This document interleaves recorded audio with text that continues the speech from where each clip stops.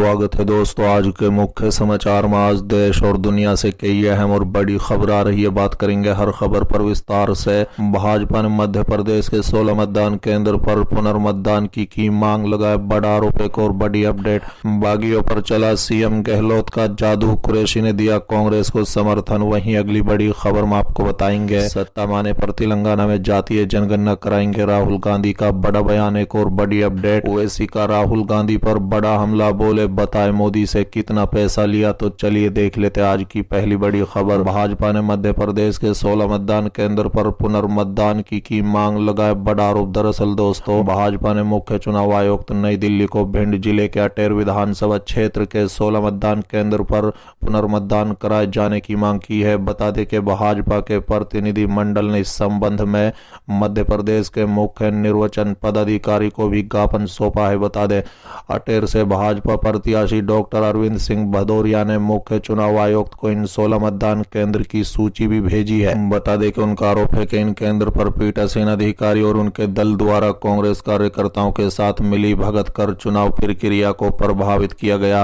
उक्त मतदान केंद्र पर बूथ कैप्चरिंग की शिकायत भी भाजपा कार्यकर्ताओं ने की थी, लेकिन कोई कार्रवाई नहीं हुई। इन शिकायतों पर संबंधित मतदान केंद्र के पीठासीन अधिकारी ने भी निराकरण नहीं किया और आम मतदाता को मतदान केंद्र के बाहर ही हतोत्साहित कर मत प्रतिक्रिया करने से वंचित रखा गया। ये कार्य लोक प्रतिनिधि अधिनियम 1951 की धारा 128, 129, 135 के अंतर्गत आपराधिक कृत्य है। बता दें कि भाजपा का आरोप है कि एक मतदान केंद्र में मतदाता द्वारा एक से अधिक बार अपना मत ईवीएम में दर्ज कराया गया, जिसका वीडियो भी है। कई मतदान केंद्र पर पीठासीन अधिकारियों को भी प्रभाव में रखकर कांग्रेस कार्यकर्ताओं ने बूथ कैप्चरिंग की। चलिए अगली खबर, बागियों पर चला सीएम गहलोत का जादू, कुरैशी ने दिया कांग्रेस को समर्थन। दरअसल दोस्तों, विधानसभा चुनाव 2023 को लेकर बागियों को मनाने का सिलसिला भी जारी है। ऐसे में सभी पार्टियों के उम्मीदवार अपने क्षेत्र में तूफानी दौरे पर हैं। दौरे के दौरान प्रत्याशी पैदल चलकर लोगों से बात कर रहे हैं, वोट मांग रहे हैं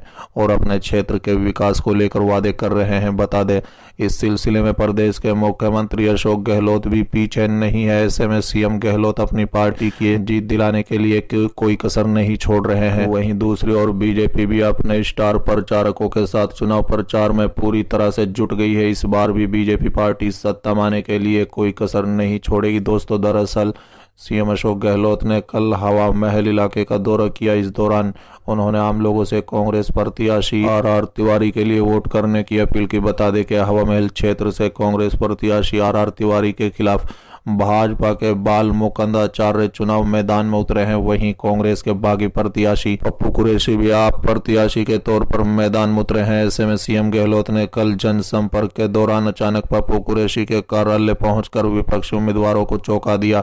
मुलाकात के दौरान सीएम गहलोत के काफी समझाने के बाद आखिरकार पप्पू कुरैशी मान गए। इसके बाद आप प्रत्याशी पप्पू कुरैशी ने कांग्रेस को समर्थन दे दिया। इसके चलते अब कांग्रेस के लिए हवा महल विधानसभा क्षेत्र से बागी उम्मीदवार का खतरा टल गया है। बता दें कि इस मौके पर मंत्री महेश जोशी, खादी बोर्ड के चेयरमैन और पूरा हवा महल विजेता बिरजाकेश शर्मा, हाल ही में कांग्रेस में शामिल हुए भाजपा अल्पसंख्यक मोर्चा के पूर्व उपाध्यक्ष अमीन पठान समेत शहर कांग्रेस के कई नेता और कार्यकर्ता मौजूद थे। बता दें कि आम आदमी पार्टी ने पप्पू कुरैशी को हवा महल विधानसभा क्षेत्र से उनकी पार्टी को जीत दिलाने का आश्वासन दिया था, लेकिन सीएम अशोक गहलोत की सलाह के बाद पप्पू कुरैशी ने फिर से कांग्रेस का समर्थन कर दिया है और अब चुनावी मैदान से हट गए हैं। सीएम गहलोत ने बीजेपी के चुनावी घोषणा पत्र पर निशाना साधते हुए कहा है कि बीजेपी ने हमारी योजनाओं पर पानी फेर दिया है और अपना चुनावी घोषणा पत्र जारी कर दिया।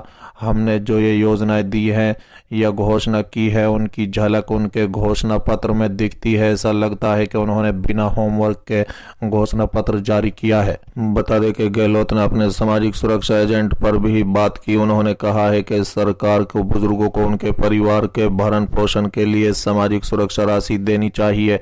मोदी सरकार को इसके लिए कानून लाना चाहिए, जैसे डॉक्टर मनमोहन सिंह और सोनिया गांधी खाद्य सुरक्षा कानून लेकर आए थे।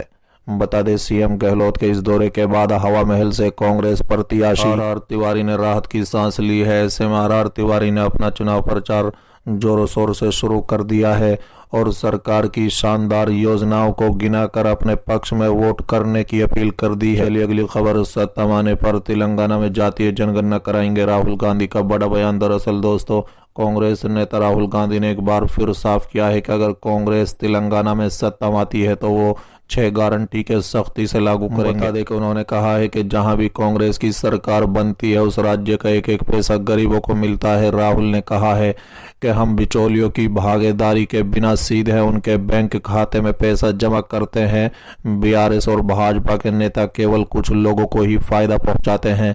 बता दें कि नरेंद्र मोदी अपने दोस्त अडानी को फायदा पहुंचाएंगे और सीएम केसीआर अपने परिवार के सदस्यों को फायदा पहुंचाएंगे। हमने सोचा था कि तेलंगाना राज्य बनने के बाद दलित, अल्पसंख्यकों और वंचित समुदाय को फायदा होगा, लेकिन ऐसा नहीं हुआ। इसलिए हमारी सरकार बनने पर हम जातीय जनगणना कराएंगे। हम पता लगाएंगे कि कौन सी जातियां पिछड़ी हैं और बजट में उसके हिसाब से धन आवंटित करेंगे।